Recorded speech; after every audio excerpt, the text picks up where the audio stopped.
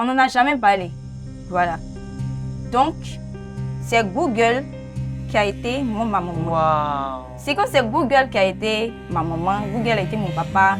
Même j'ai une grande sœur, mais il n'y a jamais eu ce contact-là. On ne connaît pas ça. De là à là, d'une existence tranquille et relaxe à un bouleversement soudain. C'est là que nos émotions sont ébranlées et que rentre la tristesse. Bienvenue à Parents d'Ados. Notre thème d'aujourd'hui, c'est la tristesse, ça tue. C'est maintenant et c'est tout de suite.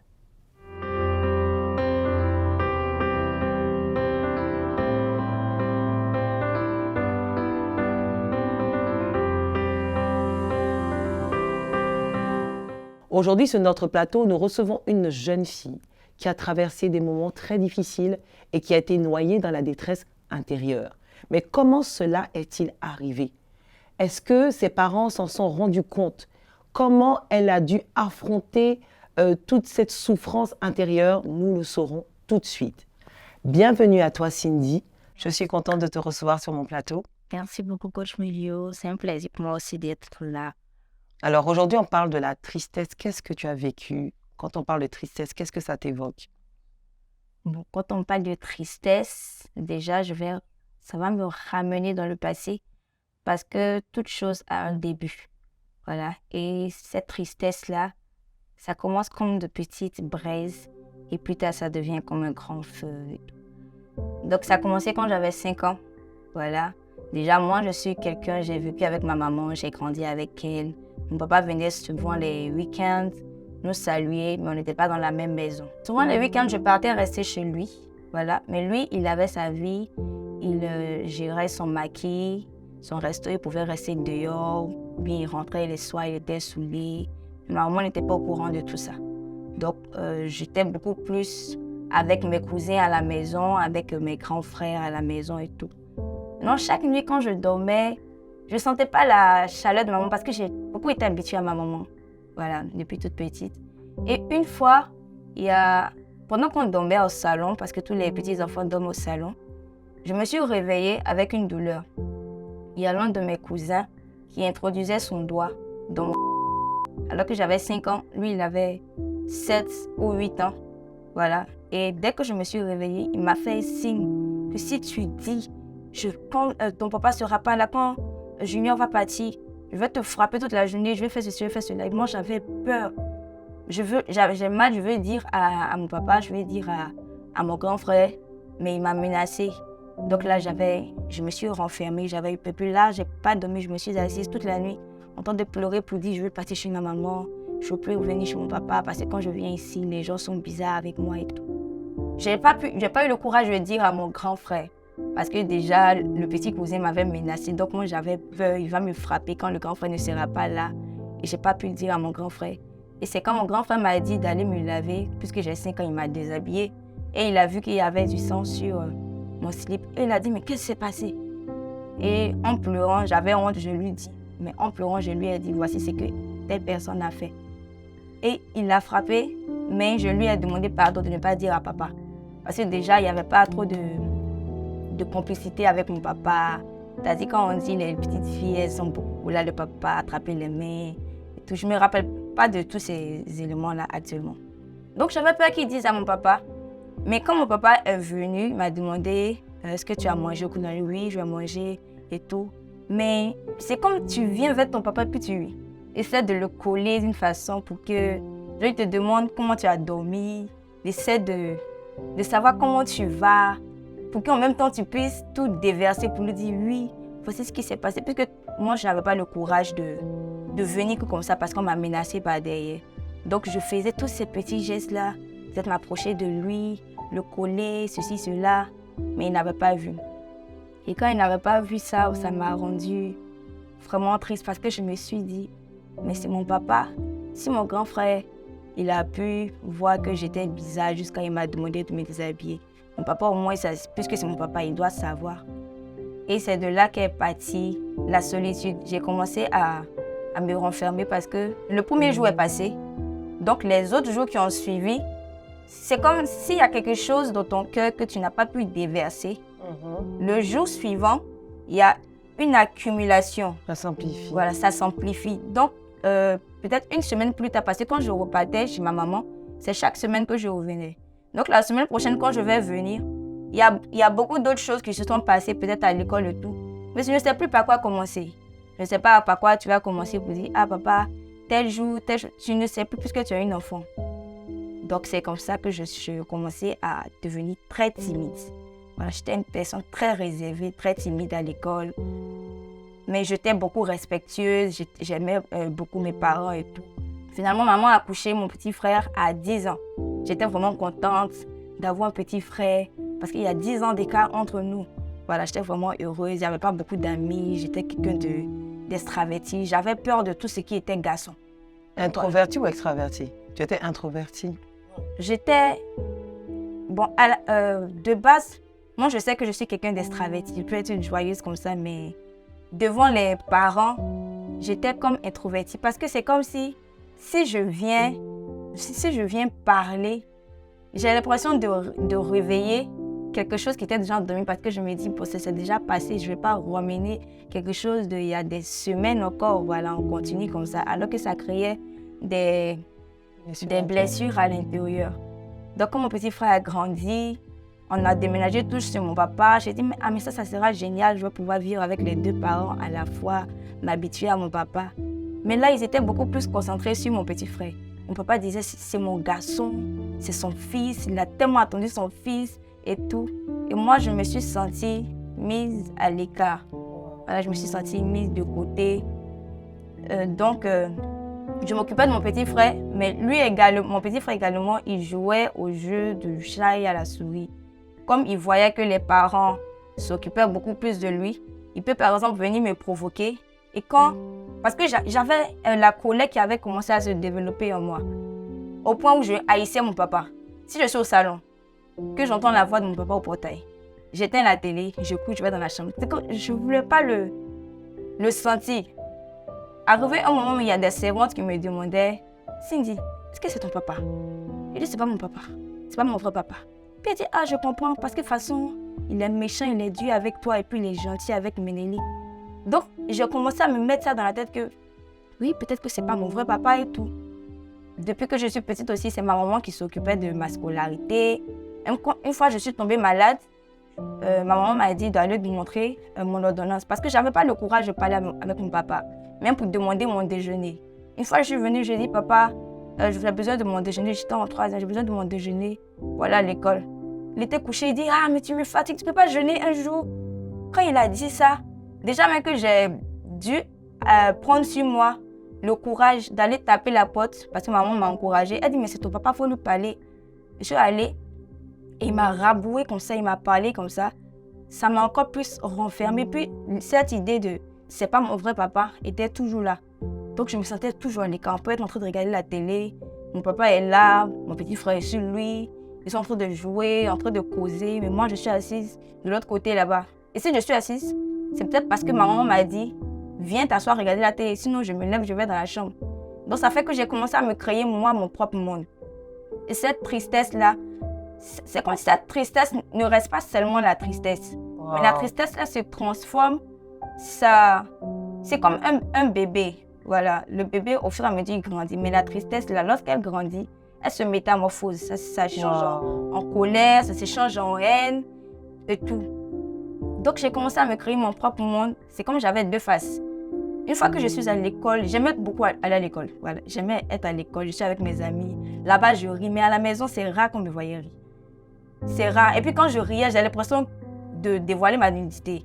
J'avais l'impression de... Genre, pour que vous me voyez joyeuse, en fait. C'était bizarre. Puis tout le temps, on disait que tu es nulle, ton visage est serré, tu es comme ça, on me critiquait toujours. Donc moi, je me suis créé mon propre monde. J'ai comme si je cherchais toujours un côté paternel. Oh, okay. Voilà, j'ai toujours cherché ce côté paternel à causer avec un papa, appeler quelqu'un papa, parce que je n'aimais pas appeler mon papa papa. Et puis m'appeler comme ça, et puis j'ai dit oui papa.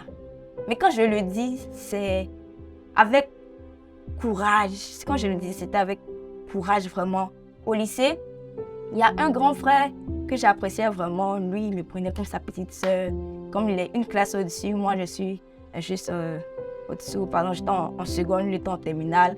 Après, il a eu le bac, il est parti. Et moi, je suis venue en première, etc. Et quand je suis arrivée en première, je lui ai dit, ah, mais tes feuilles, parce que tes documents que tu as pour bosser, les sujets d'examen et tout, j'ai besoin de ça. Alors que c'est mon grand frère. Je l'appelais, il s'appelait Ange. On pouvait discuter de tout. Et puis, j'étais à préciser aussi que parce qu'il n'y avait pas cette relation-là avec mon papa, mais je dirais que cette relation-là était superficielle. C'était beaucoup plus causer de films. Qu'est-ce qu'on a regardé comme film, qu'est-ce qui s'est passé à l'école. Et même quand j'ai eu mes règles, je ne savais pas que c'était des règles. Je pensais que j'étais blessée parce que maman ne m'avait jamais parlé. Tout ce qui est intime, tout ce qui est, disons, attrait à la sexualité, tout ce qui est, disons, te permettre de te construire, voilà, te permettre de te trouver ton identité, on n'en a jamais parlé. Voilà. Donc, c'est Google qui a été ma maman. Wow. C'est quand c'est Google qui a été ma maman, Google a été mon papa. Même j'ai une grande sœur, mais il n'y a jamais eu ce contact-là. On ne connaît pas ça. Les gens viennent faire à tout, venir causer, on dit quoi, on ne connaît pas. Si on cause, ça c'est pour critiquer quelqu'un, pour dire que tu as vu telle chose à la télé, c'était tout. Mais les choses vraiment personnelles, on n'en parlait pas. Donc moi, je me cultivais sur Google. Et puis, l'Internet va t'apprendre en fait que c'est bon d'avoir un gars, c'est bon d'avoir une go. Wow. Fais ceci, fais cela. Et le grand frère en question, tellement je le considérais, j'avais ce truc-là, un complexe d'infériorité. Ça a commencé depuis 5 ans, quand je me suis renfermée. Parce que quand je partais à l'école, j'avais l'impression que les autres enfants, ils viennent avec leur papa. Moi, j'ai pas ça. Genre, je ne me trouve pas à la hauteur des autres enfants. Quand je me tenais devant un jeune, je ne me trouve pas à la hauteur de telle personne. Parce que je me dis, moi, il y a des trucs en moi que je ne peux pas expliquer en fait. Voilà, donc j'ai toujours été complexée. Donc je voyais ce jeune-là comme vraiment, une fois que tu es grand, c'est comme je te respecte. Si tu dis que ça c'est bleu, si c'est bleu, que tu me dis c'est jaune, parce que tu es grand que tu as dit que c'est jaune, d'accord, pour ne pas te frustrer. Et puis j'aimais pas frustrer, j'aimais pas blesser les gens et tout. Et donc ce jour-là, lorsque je suis allée chercher les feuilles de composition pour travailler en terminale, il a commencé à me faire des avances. Que tu vois, je t'aime, que ceci, cela. Tu parles de quoi? C'est comme amusez-moi et tout. Et arrivé un moment, sans me rendre compte, il m'a attrapée. Il n'y avait personne à la maison. Hein. Il m'a attrapée et il m'a violée. Et lorsqu'il m'a violée, j'étais... Je ne sais pas comment je vais décrire. Actuellement, quand je le parle, c'est vrai, je ne pleure pas, je ne pleure pas, mais vraiment, cette scène-là, ça m'a détruite. Parce que non seulement tu me prends ma virginité, tu me violes, à quel âge? 14, 15 ans. Wow. Et lorsque je suis sortie de là, je suis arrivée à la maison. J'étais juste assise là. Ma maman était là. Je suis rentrée, j'ai salué, je suis rentrée dans la chambre. J'étais beaucoup dans la chambre. Alors que vous ne savez pas en fait ce que la personne fait dans la chambre. J'ai mon téléphone, vous ne savez pas ce que je fais avec mon téléphone. Et tout ça, le fait que le gars m'ait violée, je suis venue à la maison, j'étais dépassée. J'étais en mode, attends, je pleurais seule et puis je me disais, attends, donc moi là en fait, je suis née, les gens doivent me violer seulement. Quand j'avais 5 ans, c'est mon propre cousin qui a essayé de me violer. Et maintenant, aujourd'hui. Donc je suis maudite, puisque moi, mes propres parents aussi ne s'occupent pas de moi. Lui aussi qui dit qu'il me prend comme sa petite sœur là. Voilà ce qu'il est venu me faire en fait. Et pendant toutes ces périodes-là, je ne connaissais pas Dieu. Je n'avais pas encore rencontré le Seigneur et tout. Donc, tu ne sais pas à qui parler. Je ne peux pas parler à ma grande sœur. Je ne peux pas parler à ma maman. Je vais dire quoi? Quand je vais venir, je vais dire à maman, j'ai été violée. On va dire que c'est toi qui a provoqué en fait. Et puis le diable, il travaillait beaucoup avec la culpabilité. Parce que j'ai commencé à me dire, c'est ma faute si je ne le respectais pas autant, si je n'étais pas partie chez lui prendre ses feuilles, ça n'allait pas arriver. Et cette culpabilité qui avait commencé depuis 5 ans, quand mon cousin là a commencé à me dire, si tu dis, je vais te faire ça, et puis j'avais peur. C'est cette même culpabilité là qui m'a suivie. Wow. Jusqu'à l'adolescence, à chaque fois qu'il y avait quelque chose, je me culpabilisais parce que je me disais, c'est ma faute, c'est ma faute, c'est ma faute. Et tout ça, les parents n'ont rien vu dedans. Une semaine plus tard, je commençais à me sentir bizarre. Voilà, comme j'aime beaucoup faire des recherches, je faisais tout le temps des recherches. Quand on est enceinte, là, ça fait quoi? On dit quand tu es enceinte, tu pisses beaucoup. Quand tu es enceinte, ton corps chauffe. Et puis je suis stressée, je ne mangeais pas. Je peux être en train de bosser, mais mes cahiers sont mouillés parce que je pleure. Mon père va venir pour dire que toi, tu es là, tu ne bosses pas. Ton frère, tu es en terminale, tu es en train de jouer, tu fais ceci, tu fais cela. Mais ils ne cherchaient pas à comprendre parce que je ne sais pas s'ils ont remarqué qu'à cette période de ma vie là, c'est vrai, j'étais quelqu'un de colérique, je pouvais frapper mon petit frère, le taper. Mais à ce moment-là, je suis devenue comme quelqu'un, comme un zombie. Quelqu'un d'insensible. Voilà, comme quelqu'un, genre je suis là comme ça, tu m'as tapé, tu m'as insulté, ça me faisait plus rien. Mais ils n'avaient pas capté. J'essayais aussi de leur communiquer. C'est comme si on n'avait pas le même langage. Tu voulais attirer leur attention. Voilà, moi j'essaye d'attirer leur attention par mon attitude, mais eux ils trouvent que Cindy est impolie, ils trouvent que Cindy est devenue bizarre, elle est devenue méchante avec son petit frère. Cindy est devenue trop colérique. Dès que quelqu'un touche son pied en mettant, ma main va vite, je le tape, je le frappe, alors que c'est toute cette haine-là. Puisque je suis respectée, je ne peux pas venir déverser comme ça pour dire « Ah, vous êtes des mauvais parents ». C'est comme si toute la haine que j'avais contre mon papa, je mettais ça sur mon petit frère. Okay. Et c'est lui qui souffrait, mais ils n'ont pas su savoir qu'est-ce qui n'allait pas au fait. J'attendais juste un jour, comme dans les films là, peut-être dans les films où les gens font les réunions de famille. Ils disent, ah, peut-être un jour chez nous, mon papa va nous appeler pour dire, ah, venons faire réunion de famille. Il n'y a jamais eu ça.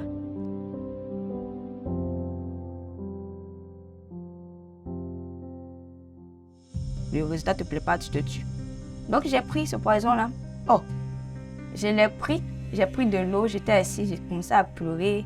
J'ai pris mon bac, les projets, tout ça là. Il est venu leur dire, ah, je suis enceinte.